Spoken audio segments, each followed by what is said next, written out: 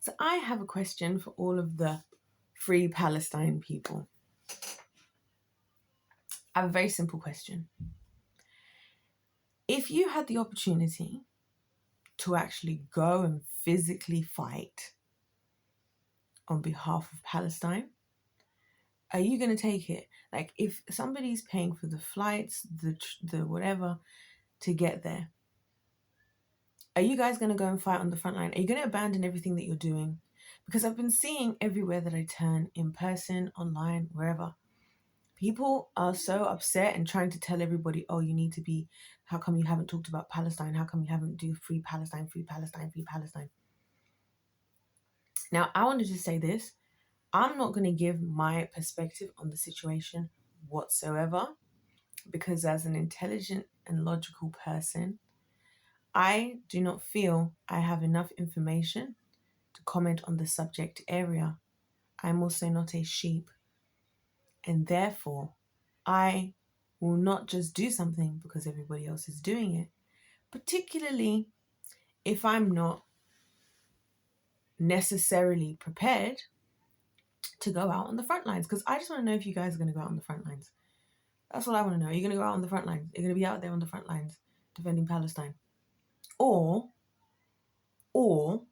is it just that, once again, a lot of people have found a movement that they can support with minimal effort, feel a part of something, and feel good about yourself? That's what I want to know. Is it that you really care? Because maybe we should start calling Elon and Bezos and all these folks and start getting some flights together to get you guys out there, because you seem ready to fight. Or are you just comfortable feeling a part of something that you have no direct effect on, and so can sit feeling good about yourself at home whilst doing very little?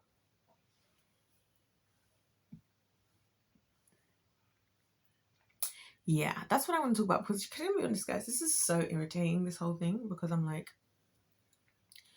we live in a world today where, yes, we have social media, we have whatever. A lot of people, one thing I find really ugly about humans is that we love to believe things about ourselves that are not true. And we always prefer to default to seeing ourselves as better than what we really are. I believe that's even scientifically proven. So when you're talking about, oh, free Palestine, this, I'm like, are you just like, because how many of the issues around you in your own community are you as serious about? Like, in your local community, are there any issues, any crises, any things happening around you that you could be doing something about? Because some of you will be talking free Palestine and this, that, and the other. Meanwhile, your family is in a state of chaos. Your friendships are in a state of chaos. Your local community, your workplace, your life, yourself. Some of you will be talking about, oh, do this, support this movement or that movement online. And you're not even supporting the local people in your area. You look down on the homeless people around you. Are you giving food to the food bank where you live consistently? Are you volunteering for any of the charities that work locally where you are, doing the work for the very people that are there? Or are we just comfortable sending a couple messages with a couple flag emojis to try and feel like we're doing something? You tell me. You tell me, because I just find it irritating, especially how, like, a lot of people have this entitlement to people's platforms where, like, if somebody's doing something, you're entitled to their money. So you feel like, oh, Jeff Bezos, if you have so much money, you should be donating to this. Oh, if so and so, if you are a celebrity, you should be doing that. If you're an influencer, how come you haven't made a video about this? Mia, mia, mia, mia, mia, mia, mia. Isn't it so easy for you to sit with who's doing absolutely nothing other than writing a couple comments and sometimes going to a couple rallies? It's so funny to me how in Western society we've become so delusional that, like, we find comfort in, like, supporting something somewhere else because it means that we don't actually have to deal with what we've got going on for ourselves. And then it's actually one of the things where pride comes from. I should re-upload the pride video because it's actually a really good one. Jordan Peterson talked about this trait about humans, and he was saying that one thing that a lot of people tend to do is they will fixate on a bigger, grander problem that they cannot necessarily make a significant impact on by themselves, and therefore they'd rather focus on that big problem than just addressing, because it means that they can feel better about themselves or they can feel like they're doing something, rather than the fact that there are actual other things personally or in close proximity that you could be addressing. And that's just how I feel about this whole thing. And that's just how I feel about the society in general. Like, especially in the West, it's always like, oh, we're going to go over there. Oh, we need to worry about what's happening in so-and-so. We need to send our this over here, our soldiers over there, our this. I'm like, have you looked at the state of your own countries? Have you looked at the state of your own countries? Do you know the level of poverty in which I know so many people are living in the Western society? People are really struggling to get by in your own countries, in your own towns. And the only reason you're enjoying talking about somewhere else, and again, I'm going to start to ask every single person who says free Palestine or any other movement, please explain to me the full history and reasoning as to why you have made this decision. Please explain it to me. Why have you taken this position? Please explain to me in your own words with your own research. Because that's the other thing. You know, the other stupid thing that we do as humans is, and we all do it, it's natural because we learn it from being kids, that when you grow up as a child, you're told by the adults what to think, right? And whatever. And then you go in, you believe things off of that, right? That's why we get into certain debates on social media and in person about certain topics that neither of us have actually done research into, but both of us feel strongly about.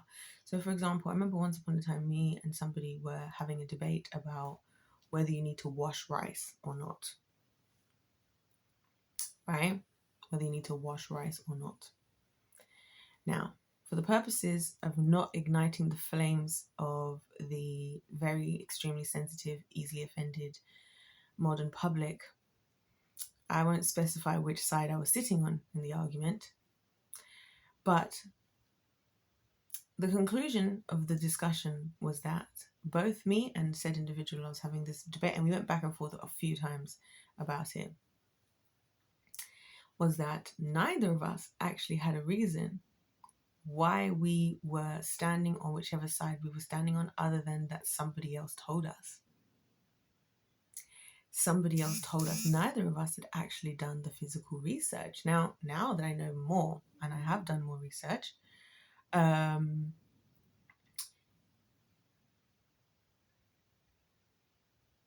we have done more research. I now know that it actually depends on a lot of factors, right? Sorry, I got distracted because I saw a message pop up. It actually depends on a lot of factors. So, for example, if you buy, what have I just put on my face? Is it? Hold on a minute. So, so for example, right? If you buy the big, huge bags of rice, you definitely need to be washing that rice. If anybody has ever looked in the bottom of those rice bags, you'll see why you need to wash those bags of rice, because they're the more industrial size bags of rice. The smaller bags of rice that you buy in the supermarkets don't necessarily need to be washed, but then some versions of rice are washed and are not washed for certain reasons. Certain cuisines, they don't wash their rice because they want to make, the importance is to keep the starch inside the rice, and it helps to either make the rice more sticky or soft or whatever. Whereas in other cultures, you wash through, maybe even rinse through the rice. In other cultures, you cook your rice in a completely different way. And so the answer to the question of should you cook your rice, wash your rice, ended up becoming far greater than just simply this is right and this is wrong, or there was no sense of research. It was just, I was told this, or this is what people do, so this is what we do. Now, I'm sure there's even more knowledge about rice than what I now know, but I definitely know that with certain cuisines, I know which cuisines where you do wash, some cuisines which you do wash, and I can see the point of it and why you don't in others, and this, that, and the other. And as somebody who loves to cook, it's something I pay attention to in terms of textures and whatnot. But you get the gist of what I'm trying to say here. We in society today oftentimes get very, very, very caught up in we get very, very, very caught up in all of the rigmarole of one person said this, one person said that, one person said this, one person said that, and then it's just whoever becomes the popular person, whoever becomes the popular vote, we all swing into that way of thinking, and then we all, as we do, the sheep all become these sheep. Because I'm just hearing people be like, free Palestine, and like, you know, you can see the look. I don't know if everybody else has this experience like I do, but like I can see that look in people's face when they're saying something they don't mean, and like there's just an emptiness inside of them. You know, the same way that you've got like when somebody's passionate, you can like feel the passion to the point of like getting goosebumps, especially like people who make like great speeches and stuff. Like a lot of the people who are saying a lot of these things, I'm like, you just sound like you're just saying stuff. You just sound like you're just saying stuff and you're not even thinking logically. Like I remember there was a time where there was a lot of people protesting. I love this video, I'll never forget it. There's a lot of people protesting. I should start doing these kind of videos. The day I find somebody who's willing to record me doing this stuff, I will do it. I'll start calling people out in public. I have no problem with that.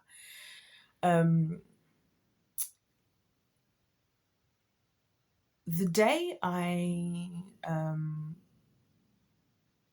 there was this video that I saw once upon a time, and this guy was there was a bunch of people that were protesting for climate change.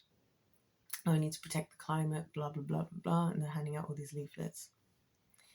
Then this dude comes over to them, this dude who's making a video, and he says, oh, what are you guys supporting? He's like, it was a bunch of, I think, students at like Cambridge. He's like, oh, you're supporting climate change. Like, what is it you're supporting and why are you supporting? Oh, we're supporting, we want to, what is it, protect the planet. We want to, whatever the planet. Yeah, rah, rah, rah. And then he was like, oh, is that right? And they're like, yeah. He's like, okay, so those leaflets, the paper to print those leaflets, where did they come from? Well, the same daggone trees that you're supposed to be hugging. Well, looks like they were being cut down to create those leaflets. You see what I'm saying? It's illogical. That's why be careful in this life, I guess, is my take home message. Because I'm not on the attack, guys. But I'm just saying, be careful in this life to not get caught up in delusion. Like, just because you say something, like, just because you know, it's the equivalent of the black square thing with Black Lives Matter. Now, listen, guys, anybody who's been on my channel knows that long before everybody else realized that it was a scam, I went to one of the Black Lives Matter thingies in London, and it took was me seeing it in person for once to know this was fraudulent. And that was when it was early days. And so, you know, I'm not here trying to be like, you guys aren't real allies or something, because I honestly don't care. Like, who cares? If life's a game, it's paid to win. Winners win, losers lose. It is what it is. The game's the game. You know what I'm saying? But it is just funny, like, how people, like, were really doing something by the black square. Like, wow. Like, that, what did that mean? What did that mean? Did that mean anything? Heck, if I was a member of the KKK, I would have just done a black square just for the kicks. Because we've created a society where support is so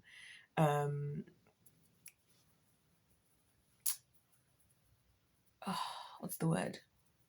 Untangible. Excuse me.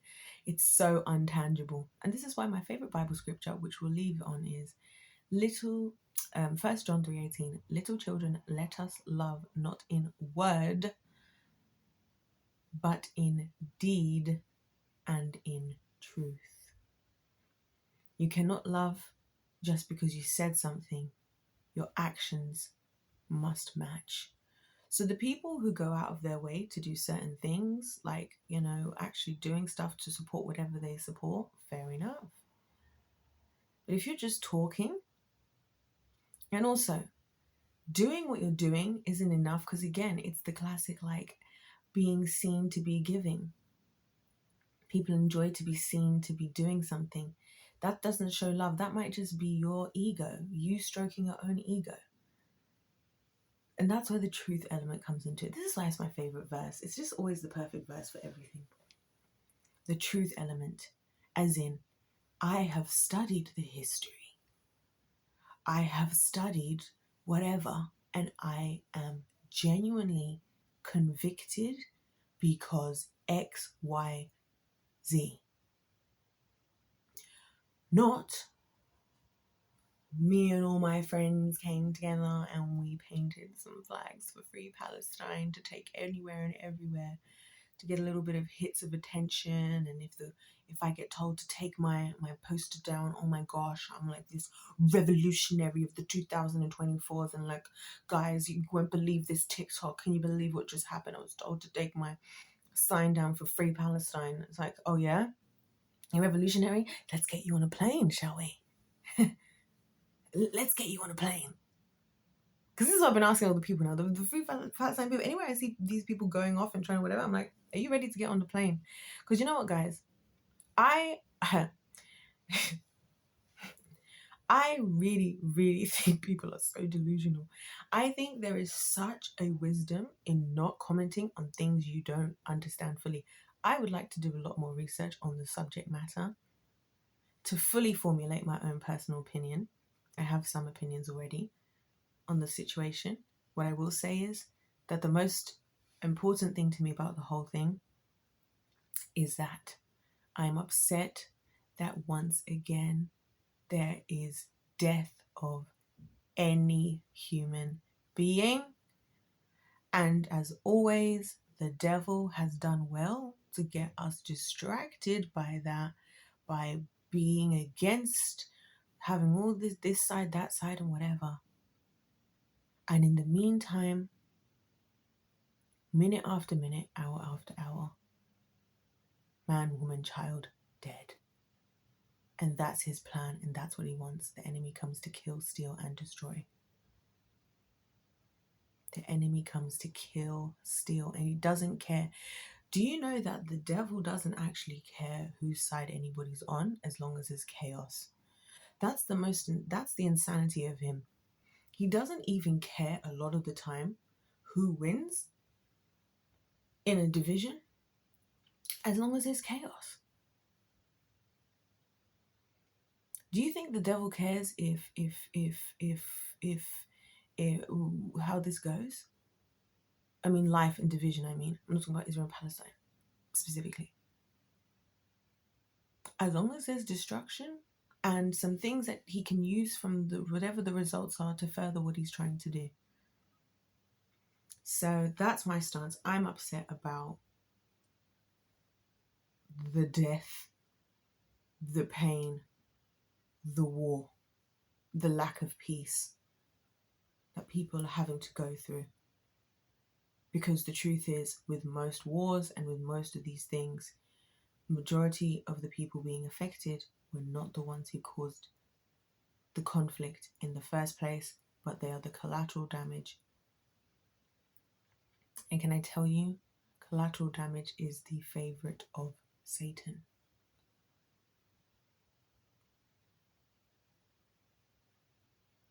So there's that. there is that. And on that note, if life is a game, let's play to win. God bless you all. God loves you all. I love you all.